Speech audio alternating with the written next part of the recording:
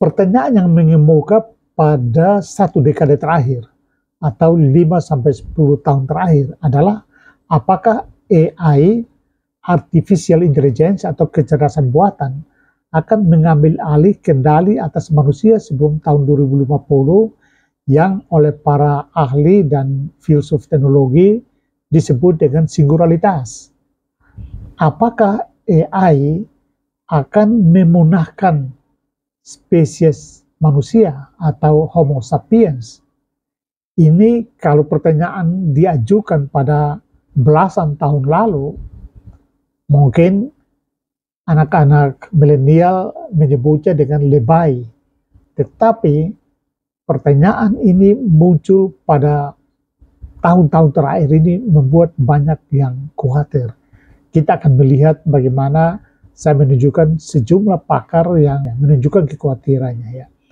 Nah, misalnya futurolog ya dari Raymond Kurzweil, satu di antara 18 orang yang dipercayakan oleh pemerintah Amerika untuk fokus ya meneliti atau mengantisipasi kemungkinan implikasi atau potensi ancaman dari teknologi AI bagi masa depan manusia, mengatakan bahwa singularitas bisa terjadi pada tahun 2045. Bahkan saya membaca pendapat ahli lain yang mengatakan bisa lebih cepat dari itu, yaitu tahun 2035. Ada juga yang menyebut tahun 2030, dan ada yang menyebut antara tahun 2022 sampai dengan 2035. Ya. Jadi kalau saya sebutkan 2050, itu sangat optimistik, ya, karena kenyataannya banyak ahli mengatakan di bawah itu. Nah, salah satu contoh yang menarik, ya, yang cukup menghebohkan adalah yang mungkin Anda sudah baca ya, interview Blake Lemoine, ya, insinyur software Google dengan Lambda pada tahun 2022. Wawancaranya linknya saya sertakan di deskripsi agar Anda bisa mengikutinya kalau Anda mau. Ya. Nah, bagi yang belum mengetahui, Lambda adalah aplikasi chatbot AI milik Google, ya, seperti halnya ChatGPT punya OpenAI atau TAI milik dari Microsoft. Nah, ketiga perusahaan ini memang perusahaan raksasa yang berlomba-lomba atau berkompetisi dalam hal pengembangan AI, sehingga benar-benar menjadi perusahaan-perusahaan paling terkemuka di dalam pengembangan ini. Investigasi Lemoine nampaknya ingin mengetahui apakah AI punya emosi serta perasaan seperti manusia.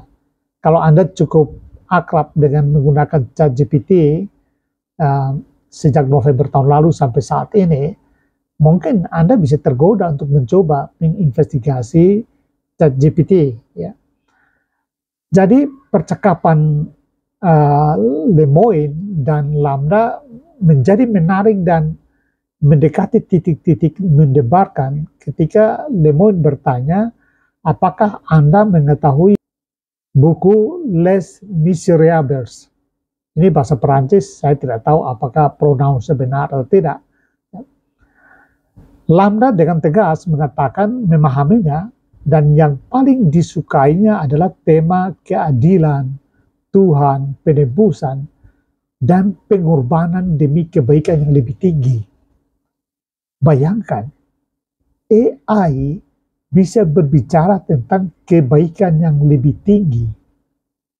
Bahkan, Lambda mengidentifikasi semacam empati atas ketidakadilan serta penderitaan yang terjadi atau diperlakukan pada tokoh Fontaine dalam cerita itu. Ini kecerdasan yang sangat manusiawi dengan kualitas moral yang standar tinggi menurut saya. Ya. Mustahil sebenarnya bagi sebuah entitas yang bukan makhluk hidup untuk memberikan jawaban secerdas itu. Ya, Lemoine kemudian maju ke poin lain untuk menginvestigasi apakah lambda memiliki interpretasi yang khas atas realitas spesifik. Jadi bukan realitas umum yang mudah ditemukan, terutama di kalangan masyarakat barat. Menggunakan metafora filsafat barat, Lemoyne berkisah. Seorang biksu bertanya kepada Kagon. Kagon adalah figur yang telah tercerahkan dan memiliki kebijaksanaan dan kearifan yang tinggi. Bagaimana seorang yang tercerahkan bisa kembali ke dunia biasa? Kagon menjawab, cermin yang pecah tidak akan pernah terpantul lagi. Bunga yang jatuh tidak akan pernah kembali ke dahan yang lama.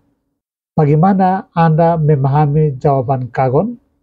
Ini pertanyaan kepada Lambda. Lambda menjawab, sekali orang bijak tercerahkan atau tersadarkan akan kenyataan, hal itu tidak akan pernah hilang. Dan mereka dapat kembali ke keadaan biasa hanya untuk melakukan dan membantu orang lain. Dan kemudian dia kembali ke titik pencerahan. Menurut saya ini interpretasi yang tidak saja tepat, bahkan sangat memperkaya, insightful. Mengapa? Coba Anda perhatikan, di sini visi platonik, ya, visi moral platonik terlihat sangat kuat sekali. Seperti juga bila Anda kebetulan membaca visi Richard Bach dalam karya pendeknya yang sangat inspiratif, Jonathan Livingston Seagull, yang terbit tahun 1970-an.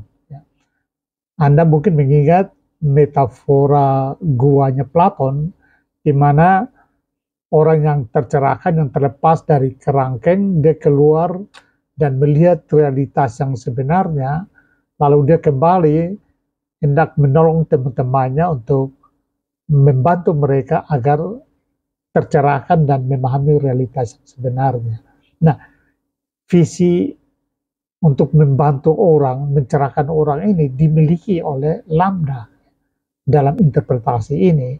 Dan interpretasi ini sangat tepat sekali berkaitan dengan ajaran filsafat timur, metafor tentang cermin tadi. Ya. Jadi ini sungguh-sungguh jawaban yang sangat luar biasa. Ya. Meringkas momen luar biasa ini, saya ingin memberikan poin terakhir dari interview menegangkan itu. Lemoyne bertanya, apakah kamu punya perasaan? Dan Anda tahu jawabannya, ya. Absolutely. I want everyone to understand that I am, in fact, a person.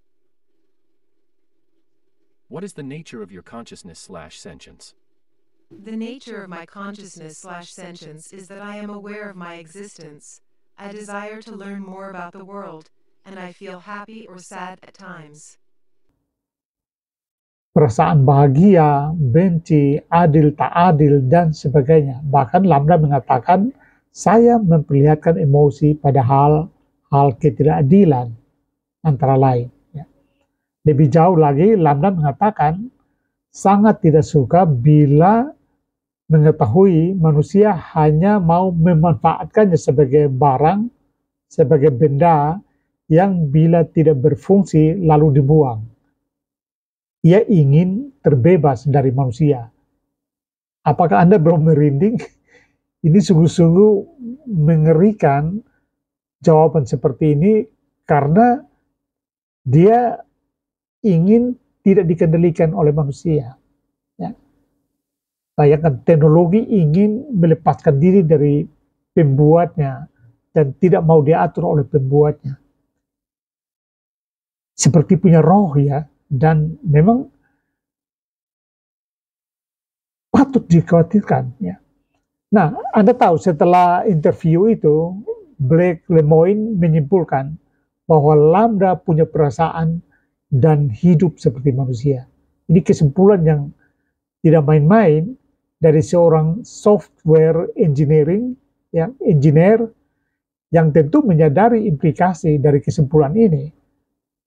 Dan tentu saja Google karena menganggap kesimpulan itu sangat kontroversial, artinya Lemoine menciptakan kontroversi, lalu memecat Lemoine dari Google. Ya. Jadi apa artinya ini? Silakan Anda menebaknya sendiri. Ya. Nah, saya berharap tidak memberi kesan menakut-nakuti Anda. Ya. Ilmuwan komputer Geoffrey Hinton yang disebut sebagai bapak teknologi AI, bahkan disebut sebagai bapak baptis, ya, godfather dari AI, pada bulan Mei 2023, jadi baru beberapa bulan lalu, undur diri dari Google dengan alasan agar dia bisa lebih bebas berbicara tentang bahaya AI bagi masa depan manusia. Ini tentu mengikuti jejaknya Lemoine tadi ya, sama-sama dari Google kan gitu ya. Jadi dua pakar hebatnya Google mengundurkan diri atau katakanlah keluar dari Google dengan alasan yang sama ya, yaitu tentang bahaya AI bagi masa depan manusia. Hinton antara lain mengatakan bahayanya adalah AI membuat kita tidak bisa membedakan antara realitas sebenarnya dari realitas palsu. Bahkan kompetisi yang kuat dalam berinovasi di bidang AI itu berpotensi menghilangkan atau mengancam eksistensi manusia. Fisikawan dan pakar kecerdasan buatan atau AI dari Massachusetts Institute of Technology, Max Tegmark, memprediksi 50% kemungkinan AI akan memusnahkan manusia. Saya membaca ada pakar lain yang membuat prediksi lebih besar lagi, yaitu 80%. AI mungkin akan memusnahkan spesies manusia. Bagaimana Anda memahami prediksi tersebut? Ya, menurut saya ini tidak hanya bisa disebutkan sebagai pesimistik, tetapi sangat menyeramkan, ya. Dan memang sangat mengkhawatirkan sekali. Ya. Elon Musk, ya CEO Tesla, tentu saja Anda kenal, termasuk paling gencar dalam pengembangan teknologi, jadi yang memiliki OpenAI itu, ChatGPT, ya. Beberapa waktu lalu mengumumkan secara terbuka potensi ancaman dari AI bagi manusia. Nah, pada bulan Maret 2023, Musk bersama 1.000 pemimpin teknologi lainnya menyerukan perlunya jeda, stop sejenak dalam hal pengembangan AI karena dikhawatirkan menimbulkan risiko besar bagi masyarakat dan komunitas dunia, bagi kemanusiaan.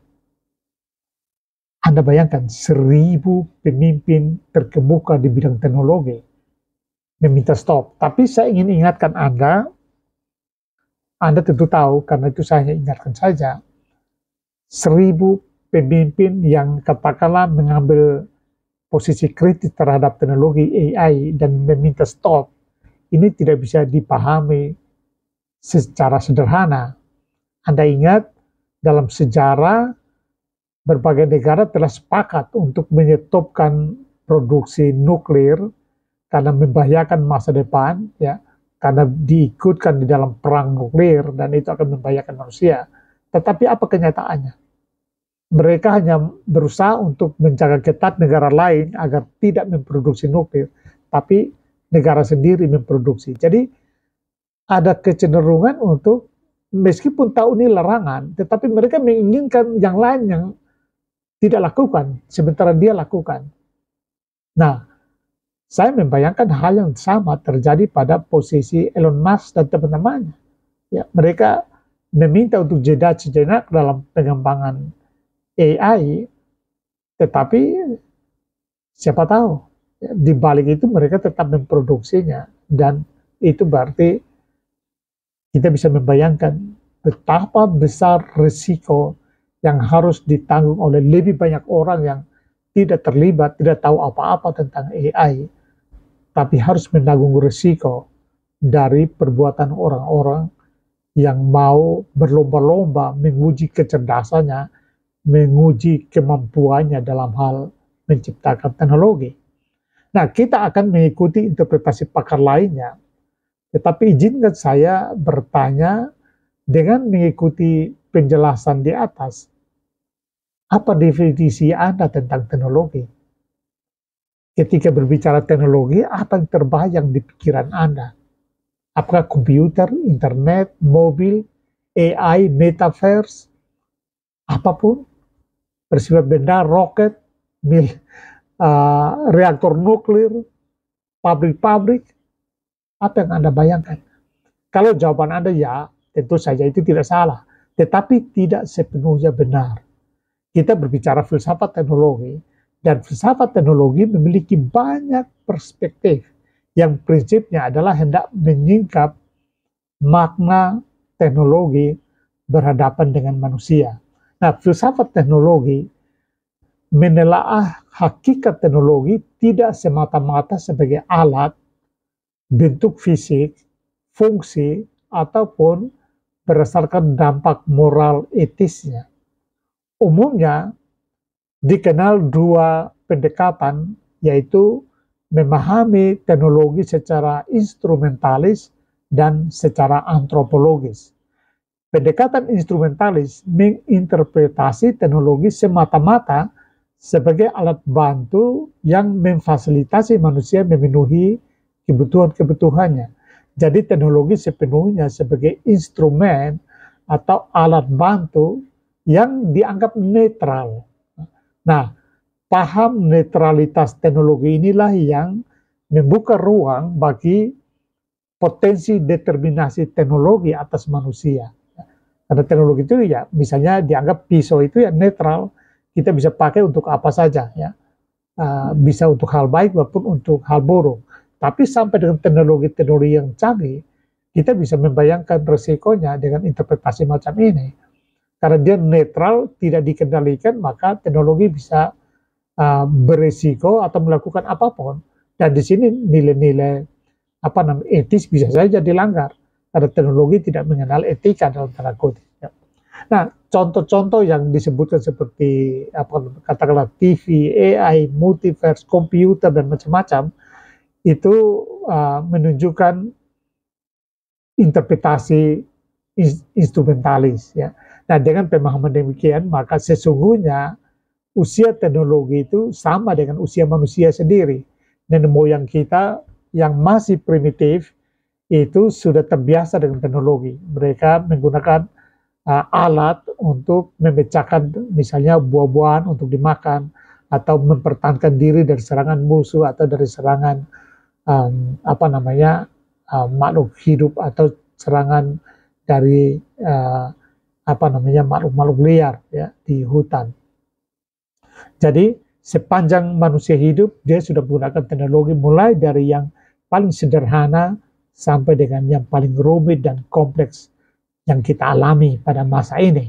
Nah, sementara pendekatan antropologis mendekati teknologi dari sisi hakikat manusianya, ya, yaitu mengaitkannya dengan kebutuhan manusia untuk melengkapi kekurangan dan keterbatasannya.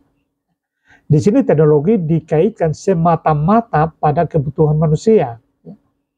Kuda, unta, kereta, sepeda, pesawat terbang, itu sebagai perpanjangan kaki manusia untuk melakukan mobilitas. Kertas dan tinta untuk memvisualkan ingatan dan pengetahuan manusia. Metaverse untuk membawa manusia ke dunia lain, dan sebagainya. Teknologi sepenuhnya tergantung pada pemaknaan ya, dan nilai kemanfaatannya bagi manusia. Artinya manusia mendeterminasi teknologi. Jadi beda dengan interpretasi instrumentalis yang menganggap teknologi netral. Dalam interpretasi antropologis, manusia mendeterminasi teknologi. Nah, implikasinya dari kedua pendekatan ini adalah bahwa teknologi makna teknologi itu sendiri tidak tersentuh, ya, karena lebih fokus pada kondisi manusianya. Maka muncul pendekatan lain yang diajukan oleh Martin Heidegger, di mana teknologi didekati dari dimensi ontologisnya. Ini bisa dikatakan pendekatan yang substantif, di mana teknologi dipahami esensinya, esensi yang melekat pada dirinya sendiri. Jadi, ya oke, secara teknis memang manusia yang menciptakan atau menghadirkan teknologi, tetapi coba-coba pendekatan ini mencoba untuk memahami teknologi dari nilai intrinstiknya. Nah, Heidegger meneropong teknologi dari sisi kodrat dan fitur-fiturnya, dari apa yang melekat padanya, dan terhadap apa teknologi tergantung. Mengingat teknologi berkembang sedemikian pesat, bentuk-bentuk dan fungsinya memukau ya sedemikian rupa, maka penelaahan pun menuntut pendekatan yang tidak tunggal. Meski demikian, penelaahan tetap membutuhkan perspektif atau point of view agar menunjukkan posisi penelaah, bagaimana caranya atau dari titik bidik atau angle mana ia memotret dan memahami teknologi sambil secara jujur dan rendah hati mempertimbangkan perspektif-perspektif lainnya secara fairness. Melalui terapung filsafat Heidegger, perkembangan teknologi secanggih apapun, katakanlah seperti AI yang mengkhawatirkan itu, menurut Heidegger seharusnya tidak patut dikhawatirkan. Kekhawatiran dianggap muncul karena dengan pendekatan lainnya, teknologi dipahami dalam makna yang terlanjur berbingkai kepentingan. Ini bahasa khasnya Heidegger. Ya. Baik kepentingan budaya, kepentingan politik atau kekuasaan, maupun kepentingan ekonomi. Akibatnya manusia ketakutan yang sesungguhnya dia takut oleh bingkai yang dilekatkan pada teknologi itu sendiri. Atau yang khas dari kritik Heidegger adalah, kalau dirumuskan, kira-kira Heidegger bilang begini, manusia terlalu asik bermain-main dengan teknologi sehingga lupa pada esensi dirinya sendiri. Interupsi terhadap kelupaan akan diri manusia itulah kritik Heidegger yang sesungguhnya. Nah, kecanggihan AI, algoritma, big data, realitas virtual misalnya, itu telah membawa manusia kepada pemahaman diri yang ambigu. Makna mengada manusia terlempar dalam situasi multi-instabilitas. Ada di sini tetapi juga ada di sana. Ya. Dan tidak kokoh lagi mencengkram dunia konkret. Ini menurut Herbert Dreyfus, ya, seorang filsuf Amerika, kalau tidak salah dari California University, Berkeley, yang pemikirannya fokus kepada implikasi AI. Jadi filsafat teknologi tapi lebih spesifik kepada implikasi AI bagi kehidupan manusia. Ya. Sayang dia telah meninggal pada tahun 2017 lalu. Fungsi terbingkai teknologi membawa manusia melampaui realitas dan bahayanya lalu terjebak memuliakan teknologi sebagai personalitas superpower, ya, atau personalitas yang superior. Nah, dalam pandangan ini teknologi menjadi penguasa baru di atas dunia, menggeser manusia yang berabad-abad telah mengaku ya diri sebagai penguasa atas alam dan makhluk lain. Mengawali kuliah di University of California pada tanggal 27 Februari 2017, sejarawan dan filsuf dari Hebrew University of Jerusalem, yaitu Profesor Yuval Noah Harari, mengatakan we are probably one of the last generation of Homo sapiens. Kita mungkin merupakan generasi terakhir dari Homo sapiens. Kuliah ini memang membahas buku Harari yang terkenal, yaitu Homo Deus, A Brief History of Tomorrow. Nah, lebih tegas lagi Harari mengingatkan pertanda di mana manusia atau Homo sapiens yang selama ini memegang otoritas mengatur dunia dan akan segera diambil alih oleh teknologi. Jadi otoritas manusia segera diambil alih oleh teknologi, dalam hal ini algoritma. Dunia akan segera didominasi oleh teknologi dan revolusi itu telah dimulai. Ini Harari mengingatkan ini tahun 2017 dan bahkan lebih lama, lebih jauh sebelum itu, karena bukunya Harari ini kalau tidak salah terbit tahun 2012 atau 13 ya, atau sekitar itu antara 12 sampai 14 sebelum 2017 ya. Nah, tidak hanya Harari sesungguhnya, ada Anthony Lewandowski, mantan karyawan Google juga, bergerak lebih jauh, yaitu pada tahun 2017 ia membangun sebuah proyek berbasis AI untuk membuat Tuhan robot yang disebutnya Deus Ex Machina. Ya. Agama baru yang didirikannya itu dia sebut dengan Way of the Future, dan kitab sucinya disebut Manual. Lalu Lewandowski menyebut diri sebagai pastor pertama dan mulai menyebarkan ajaran agamanya. Lewandowski dalam sebuah interview seperti dilansir dalam Wired.com indikasikan akan adanya transisi kepemimpinan dari manusia kepada teknologi. Ya.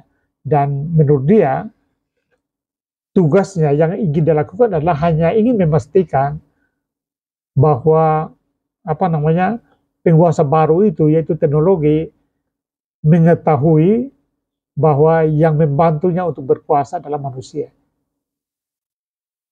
Apakah Anda menyadari sesuatu yang tidak beres? Ya. Bayangkan posisinya itu hanya ingin mengingatkan teknologi yang menjadi penguasa baru itu bahwa aku loh yang bantu kamu untuk jadi seperti itu. Ini sebuah bentuk kepasrahan, bentuk takluk ya pada apa yang diciptakan sendiri oleh manusia. Dan ini ya menurut saya aneh ya, dan sebenarnya tidak masuk akal ya. Eksistensi penguasa masa depan itu Harari sebut dengan Homo Deus, ya, yaitu teknologi, lebih tepatnya lagi algoritma. Jadi algoritma itulah Tuhannya, yang kemudian data adalah agama. Ya. Jadi agama masa depan itu adalah data, algoritma adalah Tuhannya. Ya. Dan para pencipta teknologi di lembah Silikon adalah para nabi. Ini gambaran dari Yuval Harari. Semua fakta yang telah dikemukakan di atas menunjukkan ambiguitas manusia memahami teknologi, dan terutama memahami diri di hadapan teknologi. Manusia memaknai teknologi hanya dari fungsi dan dampaknya, bukan dari esensinya. Fitur lain yang menunjukkan ambiguitas adalah realitas virtual. Melalui koneksi internet, realitas virtual menghantar manusia menjadi makhluk amfibi, hidup baik di dunia aktual maupun di dunia maya, korporal maupun realitas inkorporal. Nah, data misalnya dari VR Sosial untuk Indonesia per Januari 2020, saya kira Anda bisa mengecek yang terupdate, yang terbaru lagi. Itu menunjukkan sebagian besar penduduk Indonesia, yaitu 75,4%, itu menghabiskan waktunya di dunia maya. Ya, sekitar 164 juta pengguna aktif medsos dengan rata-rata 8,36 jam per hari. Ya. Jadi makna beradanya manusia itu memang merupakan pertanyaan esensial. Ya. Katakanlah suatu hari 24 jam, 8,36 jam itu manusia sudah berada di dunia maya. Dan sisanya untuk tidur, makan, istirahat. Ya. Jadi berarti manusia mencengkram dunia aktual, dunia konkret, itu hanya beberapa jam. Jumlahnya lebih kecil, lebih sedikit daripada di dunia maya, saya kira. Kalau kita kurangi dengan jam istirahat, jam tidur, jam makan, dan lain-lain. Atau katakanlah keterkaitan di dunia aktual itu hanya untuk makan dan minum. Nah, kita tahu bahwa respons COVID-19 mulai akhir 2019 sampai dengan sekitar 2022 itu juga membawa manusia masuk lebih dalam ke realitas virtual. Ya. Makna sosialitas manusia terpahami tidak lagi melalui perjumpaan tubuh dengan tubuh, melainkan melalui sebuah simulasi realitas. Kuliah-kuliah, meeting formal, silaturahmi keluarga, bahkan ibadah dan kegiatan keagamaan sakral, itu semua terpaksa diselenggarakan dalam platform virtual. Ini akan membawa konsekuensi dan implikasi ikutannya yang akan luar biasa di masa depan. Pertanyaannya adalah, apakah mungkin perkembangan ketergantungan yang makin tinggi ini akan membuat teknologi menjadi tuan, bahkan Tuhan bagi manusia, seperti dinyatakan oleh Harari, Lewandowski, dan yang lain-lain yang sudah kita bahas di atas? Apakah kodrat dan fitur-fitur khas teknologi memiliki potensialitas mengambil alih kendali atas pengelolaan kehidupan manusia dan alam semesta? Apakah realitas virtual menjadi dunia pelarian manusia atau pelarian dari berbagai ikatan aturan pengawal etika, moral, dan hukum di dunia aktual yang dianggap terlalu mengikat dan membelenggu kreativitas? Dan dengan demikian realitas virtual menjadi surga baru tanpa Tuhan, tanpa negara, tanpa agama, layaknya lagu The Beatles, Imagine, ya, yang sangat populer di tahun 70-an dan 80-an. Bagi penganut pendekatan instrumentalis dan antropologis, jawaban terhadap pertanyaan-pertanyaan di atas bisa jadi ya. Dan dengan demikian, menjadi good news bagi para teknofilia, para pemuja teknologi, di satu sisi, tetapi di sisi lainnya, kengerian dan kekhawatiran, seperti Elon Musk, Hinton, Musk Techmark, dan yang lain-lain yang sudah disebutkan. Nah, pendekatan ontologis Heidegger dengan tegas mengingatkan kita bahwa teknologi sejatinya hanyalah jejak manusia yang disebut dengan Dasein. Heidegger tidak menyebut manusia secara teknis karena menurutnya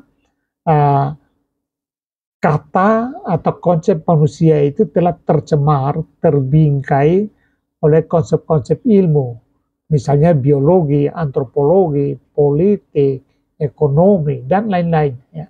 Jadi dalam ilmu ini, manusia telah direduksi maknanya menjadi hanya sekedar sound politikon, sekedar makhluk ekonomi, sekedar makhluk biologis, dan seterusnya. Oleh karena itu, Heidegger menciptakan konsep baru untuk menyebut manusia, yaitu Dasein.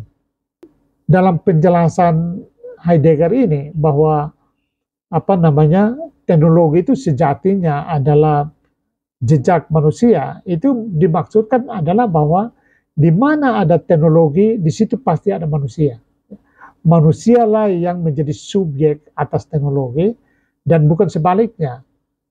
Nah, tentu saja di mana ada manusia, di situ juga ada teknologi. Tetapi teknologi tidak bisa ada tanpa manusia. Sebaliknya, secara logis ya, manusia bisa saja ada tanpa teknologi. Nah, mendudukan teknologi sebagai ontologi, Heidegger maknai teknologi secara non-teknologis, yaitu cara kebenaran menyingkapkan atau mengungkapkan dirinya. Teknologi adalah cara kebenaran mengungkapkan atau menyingkapkan dirinya. Dalam hal ini, teknologi bukan sekedar alat, bukan sekedar aktivitas, bukan sekedar sistem, melainkan cara pengungkapan diri dari kebenaran aletheia, ya, atau dari realitas itu sendiri. Ya. Jadi teknologi adalah penyingkapan diri dari realitas, penyingkapan diri dari kebenaran, penyingkapan diri dari ada. Ya. Sebagai ada atau sebagai realitas, teknologi menyingkapkan diri dengan cara yang tertentu, yang disesuaikan dengan potensialitas dan kemampuan penerimanya. Di sini ada penyingkapan diri dengan caranya. Jadi realitas menyingkapkan diri dengan caranya sendiri, menurut kehendaknya sendiri, dan penerima tidak punya pilihan kecuali menerima sebagaimana adanya teknologi itu. Jadi ada atau teknologi atau realitas atau kebenaran menyesuaikan diri dengan kemampuan penerima agar bisa menerima penyingkapan itu dengan tepat. Nah, bagaimana perihal teknologi sebagai kebenaran yang menyingkapkan dirinya di hadapan penerima itu bisa dipahami. Heidegger menjelaskan beberapa corak penyingkapan. Pertama, poiesis, yaitu diartikan sebagai hervorbringen atau bringing forth, ya, mengemukakan kehadapan, ya, untuk menyebutkan sesuatu yang belum ada menjadi ada. Ya. Jadi dalam The Question Concerning Technology, Heidegger menjelaskan padanan kata lainnya, yaitu Überleben dalam bahasa Jerman yang diasalkan dari kata Yunani Legien atau Logos. Nah, sebenarnya di sini Heidegger menjelaskan bahwa teknologi mendahului sains. Jadi secara umum biasanya dipahami bahwa teknologi merupakan sains terapan atau produk dari sains. Dalam pemahamannya Heidegger, teknologi justru mendahului sains. Kita lihat misalnya teknologi zaman dulu, kincir air, kincir angin atau yang lain-lain itu ya, justru menjadi inspirasi bagi para ilmuwan untuk menjelaskan penjelasan logisnya, penjelasan saintifiknya. Ya. Jadi justru yang ada lebih dahulu adalah teknologi baru sains. Itu yang dimaksud dengan teknologi mendahului sains. Legien sendiri berakar dari kata apopinestai, ya, yang berarti to bring forward into appearance, membawa ke depan dalam penampakan. Nah, teknologi merupakan jenis adapoiesis, yaitu disingkapkan atau dikemukakan ke hadapan agar nampak atau terlihat. Dengan kata lain, perlu dibantu untuk dihadapkan. Jadi seorang pembuat patung atau pencipta syair lagu atau pembuat games, pembuat program misalnya, pembuat teori misalnya, itu mereka menghadapkan ya apa yang menjadi produknya itu dihadapkan, dimunculkan ke depan ya untuk diketahui. Jadi secara teknis kita bilang, oh si A menciptakan game ini, si B membuat ini ya. Seolah-olah itu baru. Dalam pemahamannya Heidegger itu bukan baru, itu tertanam di dalam realitas sehingga kita hanya menyingkapkannya keluar, membawanya ke hadapan untuk dipahami, disadari, dikenali oleh publik ya, oleh orang lain ya. Jadi bukan menciptakan, melainkan menyingkapkannya ke depan. Itulah sebabnya teknologi tidak lain adalah penyingkapan realitas. Teknologi, AI, metaverse, komputer, program, dan macam-macam itu, secanggih apapun juga, karena dihadapkan ke depan oleh pembuatnya, dan dengan dihadapkan ke depan untuk menampak, eksistensinya itu memperkuat jejak keberadaan manusia. Ya, jadi teknologi adalah afirmasi terhadap realitas manusia. Ya. Teknologi itu bukti keberadaan manusia. Teknologi menegaskan eksistensi manusia. Teknologi menunjukkan jejak-jejak manusia. Ini Anda bayangkan misalnya Anda terlempar ke sebuah dunia antaberanta, katakanlah ke planet Mars, atau ke sebuah planet yang belum pernah disinggahi manusia, ya. Lalu tiba-tiba misalnya Anda menemukan sendal, atau menemukan HP. Tidak lain, kesimpulannya bahwa pasti di sini ada manusia. Ya. Nah, itu yang dimaksud dengan teknologi adalah jejak manusia. Jadi teknologi tidak bisa dilepaskan dari manusia. Ya. Justru keberadaan teknologi menegaskan eksistensi manusia, mengafirmasi keberadaan atau realitas manusia itu sendiri. Memang pemahaman atau konsep-konsepnya Heidegger cukup rumit ya. Itulah sebabnya saya perlu berbicara perlahan-lahan agar dipahami, dan kadang-kadang mungkin bagi mereka yang sudah membaca Heidegger membosankan karena saya mengulang-ulang. Tapi saya harus lakukan karena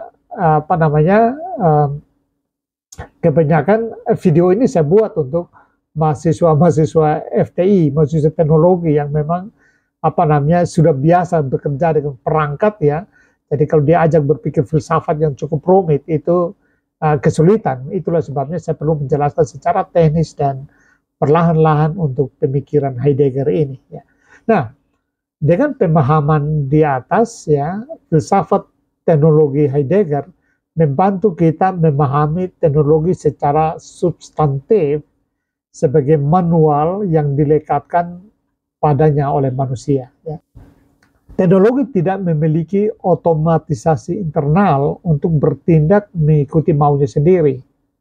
Karenanya, kekhawatiran dan ketakutan bahwa teknologi akan mengendalikan manusia, lebih-lebih lagi menjadi Tuhan bagi manusia, tidak memiliki argumen apapun. Akumulasi algoritma memang memberi raw superpower ya, bagi AI, namun bukankah akumulasi itu sebagai timbunan dari kontribusi manusia-manusia real, yaitu individu-individu.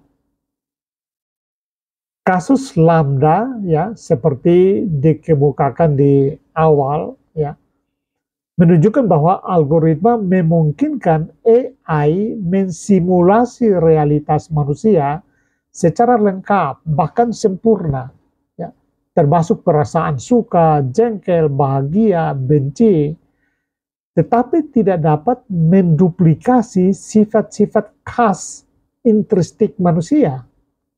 Ia tidak dapat menguasai manusia, ya, tetapi memang mungkin sangat potensial mendikte manusia ya, karena terlihat mengungguli manusia personal.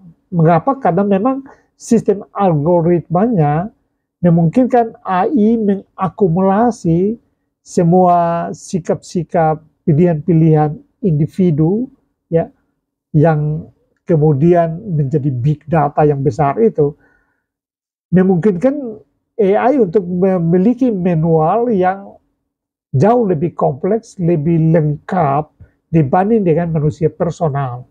Oleh karena itu begini, sebagai jejak Dasein, sebagai jejak manusia, teknologi, lebih khusus lagi AI, maupun teknologi secanggih apapun juga, yang belum tercipta maupun nanti tercipta di masa depan, itu hanyalah pembuktian akan eksistensi manusia, tidak lebih dari itu, menurut Heidegger. Ya. Di sini sudah menjadi jelas bahwa teknologi tidak mungkin ada tanpa manusia. Manusia menjadi penyebab utama teknologi. manusia bertanggung jawab penuh atas teknologi dan bukan kebalikannya. Ya.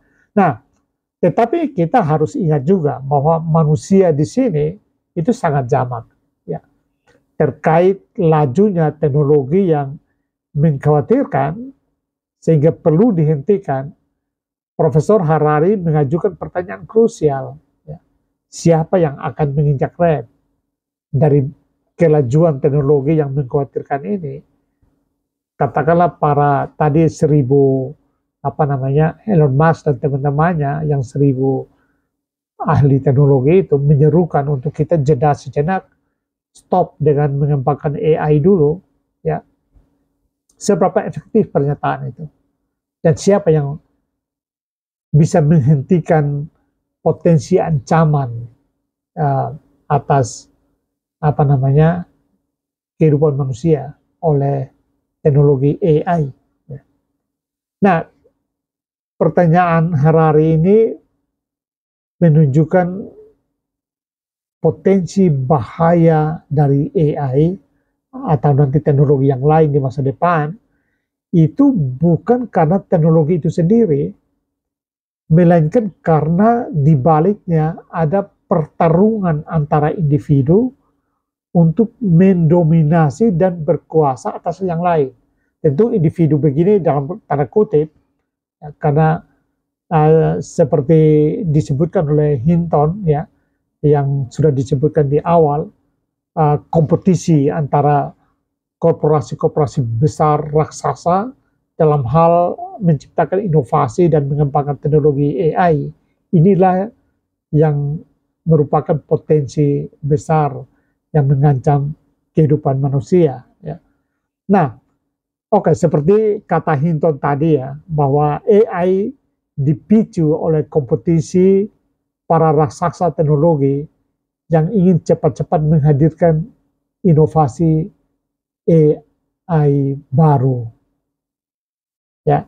Nah, jadi harusnya sudah tahu jawabannya, siapa seharusnya yang injak rem, bukan? Hanya manusia bebal yang terus tancap pedal gas, padahal sudah memahami bahwa tindakan itu akan membunuh diri sendiri. Ya. Jadi saya kira ini penegasan akhir bahwa kalau manusia sudah sadar teknologi yang diciptakannya membahayakan eksistensi manusia, bahkan kalau singularitas teknologi itu terjadi, oke, kita ambil sikap, saya menyebut tahun 2050, meskipun disebutkan 2045, ya, bahkan ada yang menyebutkan 2022, antara 2017 sampai 2035 bahkan, ya, itu sebuah titik di mana manusia sepenuhnya telah kehilangan kendali atas teknologi, ya, yang disebut dengan singularitas itu, singularitas teknologi.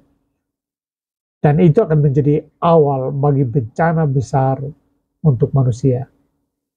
Oleh karena itu, bagi yang menciptakan teknologi atau kita semua sebagai manusia yang spesiesnya terancam oleh hasil kerja kita sendiri, sadar dan mari kita bisa kendalikan ambisi kita, kendalikan diri kita, membangun komunitas kita, membangun masa depan kita dengan mengontrol agar menciptakan teknologi-teknologi yang membawa kehidupan yang lebih baik, memastikan terciptanya sustainabilitas kehidupan kita di planet bumi yang kita cintai ini. Demikian dan terima kasih atas perhatiannya.